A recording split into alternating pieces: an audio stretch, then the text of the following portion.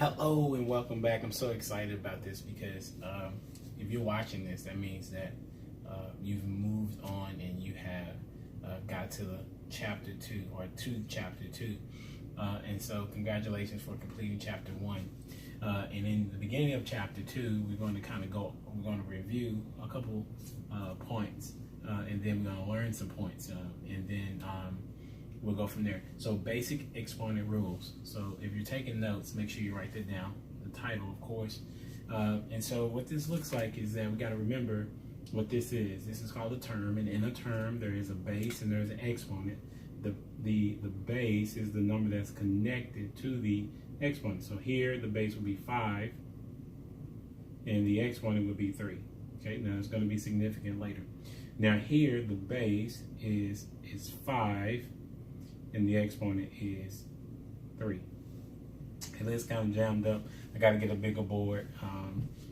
So if there's more students that get into the class, then I can afford a board.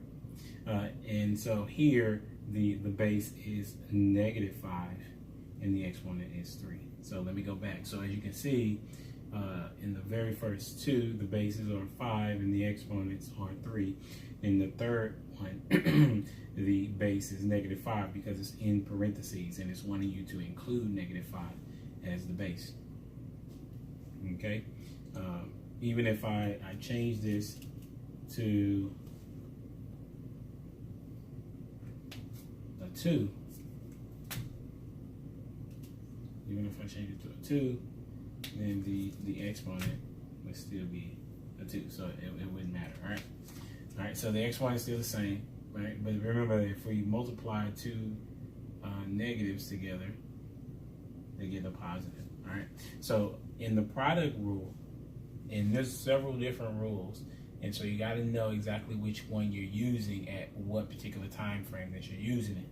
Okay, so when the bases are the same, you're going to add the exponent. So this is how it looks. It would be a to the second plus 3. And that would be a to the 5th, because what you're saying is there are 2 a's times 3 a's, and what do you get? You have a to the second, you have a to the third, and so you have a to the 5th, which is 5 a's. All right, so in number 2, we're going to multiply the coefficients. The coefficients, 3 times 2, that gives you 6. And then we have the bases are the same, so that's a b. And then we have 3 plus 2, so my answer would be 6b to the 5th.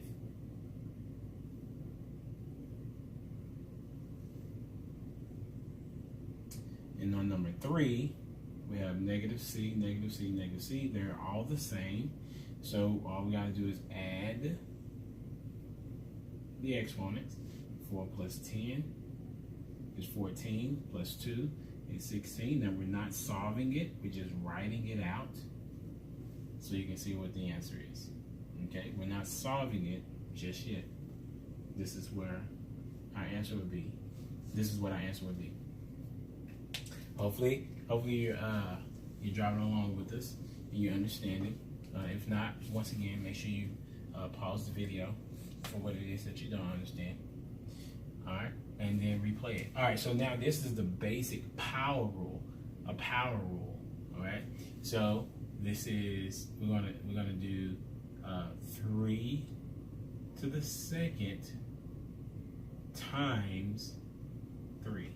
Not plus, but we're going to multiply. So this is saying we want to do 3 to the second 3 times. Okay? So what that means, we're multiplying the second by 3. So that would give us 3 to the 6th power. Now, we could solve it, but it didn't ask us to evaluate it. So I'm just showing you the work, the process. Here we would have b. That's a b. I know it looks like a 6. That's b. 4 times 5, and so 4 times 5 is 20. Okay, move this little magnet out the way. All right, and so here the parentheses are just representing that this is a negative d. So I'm simply multiplying 4 times 2, so I have negative d to the 8th power. And there you have so far that we've covered the basic exponent rules. Make sure that you remember what the base and the exponent is. Then the product rule, if the bases are the same, we add the exponents. In the basic power rule, what we're saying is that we're just going to multiply the 2 exponents together, and that will give us our answer. And so in the next video, we're going to continue the exponent rules. Until then, thank you for watching, and good luck on your quiz. All right, I tried to wink right there, but I think I did a really bad job. All right, thank you. Have a good day.